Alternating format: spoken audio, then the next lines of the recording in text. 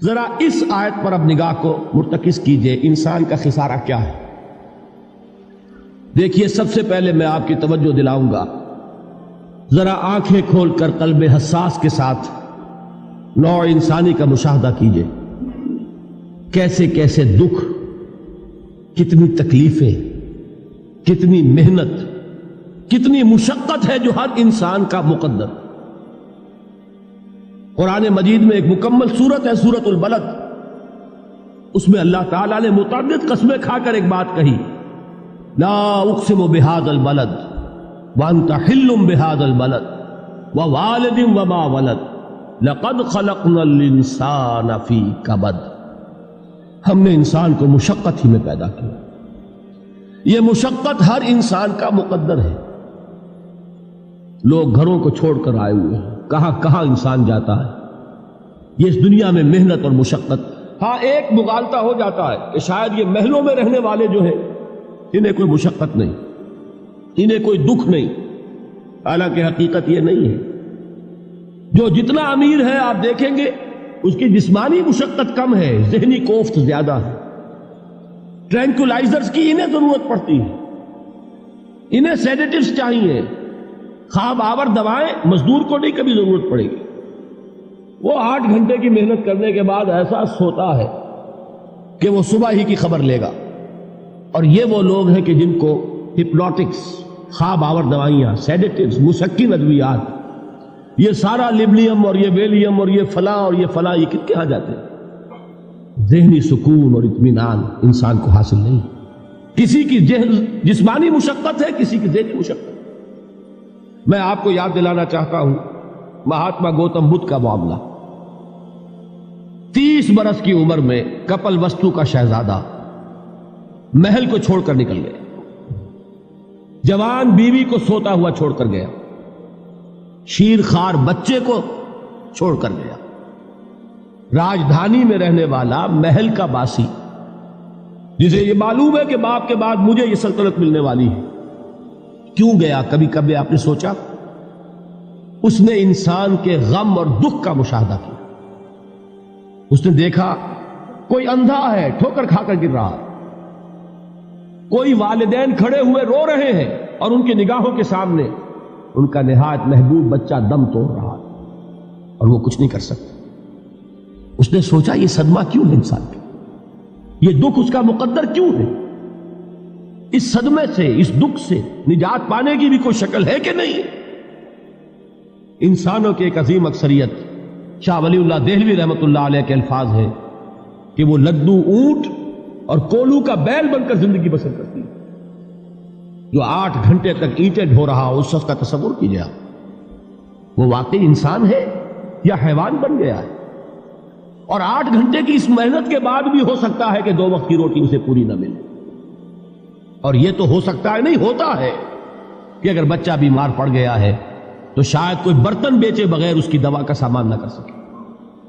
ایسا شخص کتنے بوجھوں تلا دبا ہوا ہے، کتنی مشقت کے اندر پسا ہوا ہے۔ لدو اونٹ اور کولو کا بیل انسانوں کی عظیم اکثریت اس سطح پر زندگی بسر کرتی ہے۔ لیکن آپ کو معلوم ہے کہ کولو کے بیل کے لیے مشقت ہی مشقت ہے، اس کے احساسات یہ نہیں ہیں جو کہ ان سے انسان کو جو صدمہ پہنچتا ہے۔ ایک بیل کو اس سے کوئی غرض نہیں کہ اس کا کوئی بچہ بھی تھا کہ نہیں تھا، اس کو کوئی بخار ہوا ہے یا کیا ہوا ہے، اس صدمے سے وہ بیل بچا ہوا ہے۔ گھوڑے کو کوئی پتہ نہیں کہ میرا بھی کوئی اولاد میری ہے یا نہیں ہے، اور مجھے اس کا کوئی صدمہ ہے یا دکھ ہے، کوئی پتہ نہیں۔ لیکن انسان کا معاملہ یہ ہے کہ والدین کو جو جو دکھ دیکھنے پڑتے ہیں اپنے بچوں کے لیے، اپنی اولاد کے لیے۔ رات کی نیند ہے حرام ہے اس لیے کہ بچہ بخار میں تپ رہا ہے یا درد سے تڑپ رہا ہے، لہذا نہ ماں سو سکتی ہے نہ باپ سو سکتا ہے۔ میں نے ایک موقع پر دیکھا، لاہور میں کیروسین آئل، اس زمانے میں ابھی سوئی گیس نہیں آئی تھی، اور اکثر و بیشتر جو ہے یہی مٹی کا تیل جو ہے ایندھن کے طور پر استعمال ہوتا تھا، اس کی شارٹیج ہو گئی تھی، تو کئی فرلانگ لمبی قطاریں لگتی تھی ان دکانوں کے باہر، ڈپوں کے باہر، اور ایسے ایسے منظر بھی کہ ایک خاتون برقع پوش، ایک گود میں بچے کو لیے ہوئے، ایک کی انگلی پکڑے ہوئے، بوتل ہاتھ میں لیے ہوئے تیل کے لیے، اور کئی گھنٹے کھڑی ہے دکان۔ یہ مشقت انسان جھیلتا ہے کہ نہیں؟ غالب نے اس کا نقشہ کھینچا ہے کہ رنج سے خوگر ہوا انسان تو مٹ جاتا ہے رنج. مشکلیں اتنی پڑی مجھ پر کہ آسان ہو. ہم بھول جاتے ہیں، ورنہ واقعہ یہ کہ قلب حساس ہو اگر اور قید حیات و بند غم اصل میں دونوں ایک ہیں. موت سے پہلے آدمی غم سے نجات پائے کیوں. اچھا یہ تو ہوا لقد خلقنا الانسان فی کبد. حیوانات کا معاملہ ایک اور اعتبار سے آسان ہے. ان سے کوئی محاسبہ بھی ہے کیا؟ کوئی جواب دہی بھی ہے؟ کوئی ان کو اللہ کے حضور میں کھڑے ہو کر اپنے اعمال کا حساب بھی دینا؟ نہیں. انسان کی یہ ٹریجڈی ہے، یہ المیہ ہے انسان. اس کو بھی قرآن مجید کی ایک سورت میں قسمیں کھا کر اذا السماء انشقت، اس کے بعد کیا فرمایا؟ یا ایھا الانسان انک کادح الی ربک کدحا فملاقیہ. اے انسان، تیرا المیہ، تیری ٹریجڈی اس سے کہیں بڑھ کر ہے. تجھے صدمے پر صدمے جھیلتے ہوئے، مشقت پر مشقت برداشت کرتے ہوئے ایک روز اپنے رب کے حضور میں بھی کھڑا ہوگا، جواب دہی بھی کرنی. اس دن کے حساب سے، اس دن کے احساس سے جو بڑے بڑے ہماری امت کے عظیم جو گلے سرسبد ہیں، ان کا یہ حال آپ نے پڑھا ہوگا. حضرت ابوبکر صدیق رضی اللہ تعالی عنہ وہ ایک عجیب کیف کے عالم میں فرمایا کرتے تھے، کاش میں درختوں پر چہچہاتی ہوئی چڑیا ہوتا جس سے حساب کتاب نہیں ہوگا. کاش کہ میں گھاس کا تنکا ہوتا جو آج ہے اور کل آگ میں جلا دیا جاتا، ختم ہو جاتا. اس سے محاسبہ کوئی نہیں. وہ جس کے احساس سے کہ حضرت عمر جو ہے اپنے انتقال کے وقت سخت بے چین تھے. ان کے بیٹے حضرت عبداللہ ابن عمر رضی اللہ تعالی عنہما نے ان کا سر جو ہے وہ اپنے زانوں پر رکھ لیا تو کہا نیچے ڈال دو. ایک عجیب بے کلی اور بے چینی. انہوں نے کہا ابا جان آپ کیوں پریشان ہیں؟ آپ تو عشرہ مبشرہ میں سے، آپ کو تو اللہ تعالیٰ نے جنت کی بشارت حضور کے ذریعے سے اس دنیا میں دی. حضرت عمر فرماتے ہیں کہ خدا کی قسم اگر قیامت کے دن عمر برابر سرابر پر چھوٹ گیا تو بہت بڑی کامیابی تصور. یہ احساس جن کو ہوتا. حضرت علی کا حال کیا ہوتا ہے؟ ابھی جو آپ نے حافظ صاحب سے سنا، یہ حضرت علی کا معاملہ ہے کہ ایک تیر پیوست ہو گیا تھا، کسی طرح نکل نہیں رہا تھا. حضرت علی نے فرمایا کہ اچھا چھوڑو مجھے، میں نماز کی نیت باندھتا ہوں. نماز کی نیت پڑھتے تھے تو لرزتے تھے، کانپتے تھے. کس کے سامنے کھڑا ہوں اور کس کے سامنے مجھے ایک دن جواب دہی کے لیے کھڑا ہونا ہوگا. لن تزولا قدم ابن آدم، حضور نے خبر دی ہے ابن آدم کے قدم ہل نہیں سکیں گے.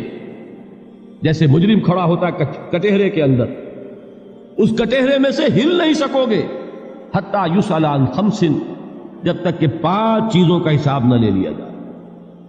وہ 5 چیزیں کیا ہے؟ کان کھول کر سنیے. عن عمرہ فیما افناہ، عمر کا حساب دو. یہ 80 برس اور 70 برس ہم نے تمہیں دنیا میں دیے، کہاں ضائع کیے؟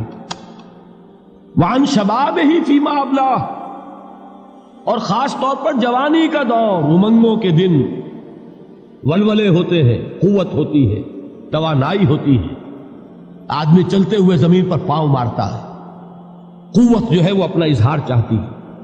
یہ جوانی کہاں گلائی؟ حساب دو، ایک ایک لمحے کا حساب دو.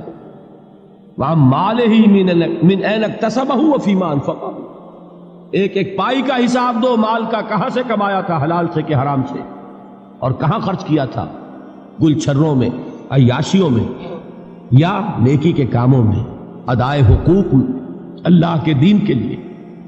4 سوال ہو گئے. 2 زندگی کے بارے میں، ایک زندگی پوری بحیثیت مجموعی کہاں کس کام میں لگائی، اور خاص طور پر شباب کا دور کہاں لگایا. 2 سوال مال کے بارے میں، کمایا کہاں سے، حلال سے کہ حرام سے، جائز سے کہ ناجائز سے، خرچ کہاں کیا. اور آخری سوال وَعَمَّا عَمِلَ فِيمَا عَلِمَ، جو علم حاصل کیا تھا اس میں عمل کتنا کیا. علم کے انبار لگاتے چلے گئے اور عمل کے آغاز کی بھی نوبت نہ آئی. یہ علم جو ہے یہ اس روز سب سے بڑا وبال بن جائے گا. اتنا علم اور عمل کچھ نہیں، بجائے کہ کریڈٹ کا ذریعہ بنے یہ الٹا ڈیبٹ کا کھاتا بن جائے. یہ جواب دہی کا احساس ہے کہ جس کی وجہ سے انسان کی ٹریجڈی جو ہے وہ دوہری ہے. کوئی حیوان اتنے بوجھ تلے نہیں. مشقت کی، محنت کی، اس زندگی میں ختم ہوئے، اس کے بعد کوئی محاسبہ نہیں. اس کو بھی غالب نے خوب کہا ہے کہ اب تو گھبرا کے یہ کہتے ہیں کہ مر جائیں گے، اور مر کے بھی چین نہ پایا تو کدھر جائیں. یہ ہے وہ ہیومن ٹریجڈی.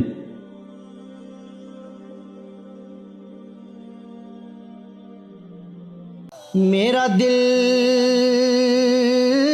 برماہی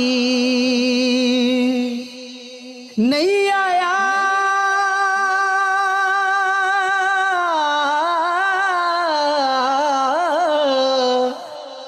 میرا دل برماہی ایویں بولنا جھوٹے آکاں تو جھوٹا تیرے اوے بول وچ جھوٹے تینو تاڑی مار اڑا تو جھوٹا تیرے بول وچ جھوٹے.